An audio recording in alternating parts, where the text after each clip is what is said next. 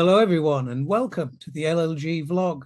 You're with me, Dennis Hall, LLG Bulletin Editor, and as usual, Helen Bennett, LLG's Executive Director of Policy and Governance. How are you today, Helen? I'm not too bad, thank you, Dennis. Refreshed from a half-term break.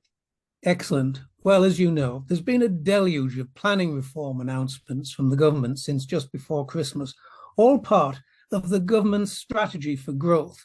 Planning clearly is now seen as integral to achieving the economic ambitions of the country and its future prosperity. But amongst all of these proposals, the reforms that will be of immediate interest to governance and constitutional and planning lawyers who are members of our organisation will be the reforms to planning committees. Streamlining approvals through centralised changes to planning committees is something that's new, and it appears, as you know, Helen, to have been identified as an important early step in this process. Helen. Well, that's right. And the UK government is proposing major overhaul, and they recently put out their working paper. It wasn't a formal consultation, it was a working paper on planning reform in respective committees that actually closed for responses last Friday. That would have been the 21st of February, and LLG did respond to that. Members can see the response on the resource hub of the website. Indeed, and clearly there are three things that they're wanting an opinion on. It's the introduction of something that's entirely new, the idea of a national scheme of delegation to standardise the operation of committees, and I think we should look quite closely at that. It introduces it's intended to introduce great certainty for applicants. That's the rationale behind it. Secondly, there's this idea that what should be created is a smaller dedicated planning committee for each local authority, which could potentially include independent development experts. Bound to be controversial, that one, Helen. Yes. And finally, the other proposal is the introduction of mandatory training for planning committee members. Helen. Well, the government, it says, is committed, don't they, to getting Britain building again. And they want, and they've been open about it, they want policy development in collaboration with the wider sector. And to be fair to them, they are doing that. We've got several working papers out. But I think the rationale behind this, from what I can ascertain, is that what they say, let's be clear, the government is saying they want faster decision making, better decision making, greater certainty. Absolutely, greater certainty. And they want to ensure that planning committees provide local democratic oversight of planning decisions by focusing on applications that require member input and not revisiting the same decisions. That's an interesting one, because this is when we're getting into the delegation. How are you balancing democratic oversight? Indeed. And let's start with a basic legal point. As all our members know, under local government law, planning decisions by a local authority must be a committee function and not a function of the executive. Right. Section 101 of the Local Government Act 1972 provides broad powers for the discharge of committee functions by either a committee, a subcommittee, or a delegation to an officer. But what it doesn't provide is for this national scheme that is now being proposed. As we know, every council has its own scheme of delegation to identify the circumstances, often local, customised provisions, where planning decisions are taken by the planning committee rather than delegated officers. And I've got to stress this point, I think, Helen, right at the beginning. There are no powers for the Secretary of State to set a national standard scheme of delegation for planning committees. And this is what government want to change. They want to establish a national scheme of delegation which will provide this standardized, consistent approach that they want with a delegation of decisions to officers in a number of cases. And we'll come on to deal with this because there are three options in the paper that I think we should look at. But why do you think they're going to these lengths? Well, I don't know, Dennis, to be frank. I mean, our members broadly report that the delegations within existing constitutions throughout local authorities are clear. I think the government's probably attempting to create minimum thresholds in a standardized way to try and ensure some sort of parity. I mean, frequently at the moment, developments over a certain size, 10 homes, say that they're referred to committee away from delegated officer decision making. And then you've got the issue of strategic importance. They're always taken before a committee. I think it's interesting to understand what strategic importance actually means. But I don't see how any kind of national framework that they're aiming to import is going to cover local variation and the various landscapes. This is a massive change. It's taken away the power and the freedom of councils to decide things as they think fit. Let's have a quick look then at the three options for this national scheme. Option one is delegation, where it deals with a situation where delegation is where an application complies with a development plan.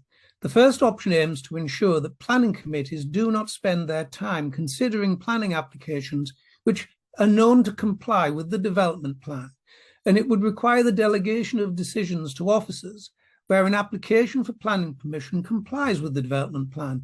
For instance, when the application is for development on an allocated site in line with plan policies. Now, many members may have some views about this, but it's not just a question of whether the site's appropriate. There are all sorts of details that they will want to look at. In my experience, I've sat on development committees for many years. It's not just the question of whether the site is approved that is the issue. And, you know, it's going to raise a lot of questions, this one. What do you think, Helen? Well, I wonder what happens if there's a contradiction between compliance with some policies as against others. But really, who's going to make the decision as to whether the application complies with the development plan? Is that going to be an officer decision? Exactly. Now, it's interesting. The LGA have said about option one in their working paper that they, in this proposed in the working paper, that it's rarely the case that applications are 100% compliant with a development plan. There are always issues that need to be sorted out of a competing nature when certain policy objectives are set out in a policy document. So there's much to be looked at there, do you think? Well, absolutely. I think the second option, I'm not in favour of. Delegation as default with exceptions for departures from the development plan. I don't see how that's going to enable democratic participation and engagement. Well, indeed, this approach does involve far greater delegation to officers of all application types, bound to be resisted by members.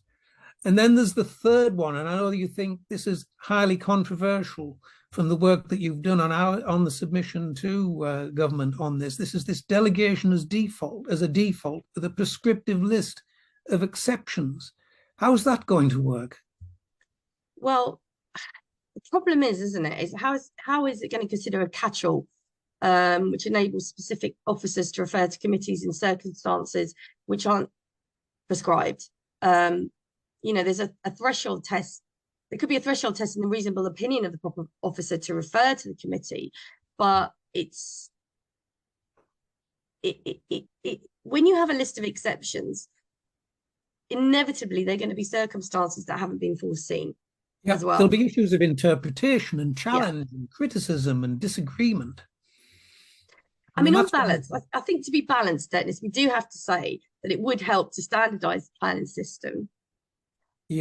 Something like that. But at what cost? At what cost, I think, is the question.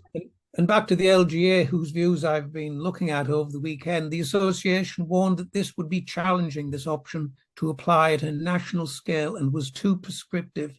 They don't have an argument, by the way, Helen, nor do we, for that matter, have any argument with the concept of a national set of delegation, a scheme of delegation for decision making. But the issue is local variation, the ability to be flexible. There needs to be flexibility built around something like this. It can't set planning decision making in stone, can it? That is the real problem with all of these. And what about these dedicated committees for strategic development that are being proposed? And indeed, actually, government are looking to reduce the representation. They're suggesting a 3 to 5 councillor representation on that. And I think that's got to depend on the capabilities of councillors. And how are we balancing political parties here as well? There's all of that. There's no guidance in the paper on that. But I think one of the most challenging things, and we mentioned this earlier, just before we came on air, and it's this question of having non-elected experts involved in the decision-making process. That really is a concern, something that suggests that there's going to be a democratic deficit created. It would put members in difficulty in making decisions, working together with experts on that sort of situation. And, crucially, what works for one local authority's planning committee does not necessarily work for another. As we've been talking in the grapevine just earlier about the importance of relationships, I can't see councillors working effectively, regularly with experts on matters of this kind. I think there's a great difficulty with some of this that needs to be ironed out. Government needs to see these things, sort these things out in order to make these proposals work. Well, this question of independent professionals, Dennis, who are the planning officers then? Who are the highways officers? Who are the lawyers? Yeah. For balance, I think if the government were so minded to put professionals on these committees, it would need to be, to my mind, some sort of advisory role. It would need to be well defined and controlled with clear accountability embedded. Because would they be subject to the code of conduct, for instance? Exactly. And interest, global interest? Yes. Lots of questions here. And the central one for me in relation to members is that potentially the proposals remove the ability for councillors to discuss, debate, or vote as they do now on key developments in their localities. And that could erode public trust in the planning system and local government if there isn't a proper and official role for the local community and its representatives. I flag this up not as a point of criticism, but really to say to government, these are things they need to consider and to address in bringing these proposals forward. As I say, no one is saying, no, we don't want a national scheme of delegation, but let's look at how it's implemented. And I think it needs to be a lighter touch than some of the proposals that are mentioned here. Incidentally, Helen, because I did a bit of homework, I see LLG has got a number of courses on planning, and one coming up on planning committees on the 10th of April will be a great opportunity for some of these things to be discussed. What do you think? No, I think that's really important, Dennis. It will be. And also we're planning a big planning conference later on in the year as well, because these changes, they're sweeping and everyone's going to have to get up to speed really rapidly on them. Let's just touch on mandatory training before we... oh, yes, that was the other proposal. Yeah. I mean, LLG's position is that we support mandatory training for planning committees and councillors, not least because of the complexity with which decisions must be taken. What's your view on that, Dennis? That's got to be right. That's a no-brainer, isn't it? Yeah. Hence, we haven't spent a lot of time discussing it. I think that's an excellent proposal coming forward from the government. 100% behind it. Yeah. I will just say, though, and our membership did note that it's important to consider that planning lawyers and officers need to build effective relationships with councillors, and that training provision is a really good, effective way, actually, of doing that and demonstrating the importance of the officer role. And the government are actually suggesting that it will resource some kind of central, potentially online training provision. So I just wonder whether that would detract. And I think if the government did move forward with that, and I think, by the way, there needs to be some form of assessment on the effectiveness of the training on the councillor. But I think local authorities should continue to provide training in the way that it does now in order to retain those relationships. And I'm sure LLG could benefit from that opportunity, and so would councillors if it had a role in delivering that kind of training, which I know it can. Absolutely, we'd be very well placed to do so. But interesting conversation, Dennis. Good. So on that note, please do listen to the LLG podcast. Lots of interesting things in there this week, and we see you back on the vlog in a fortnight. Thanks, Dennis. Bye now.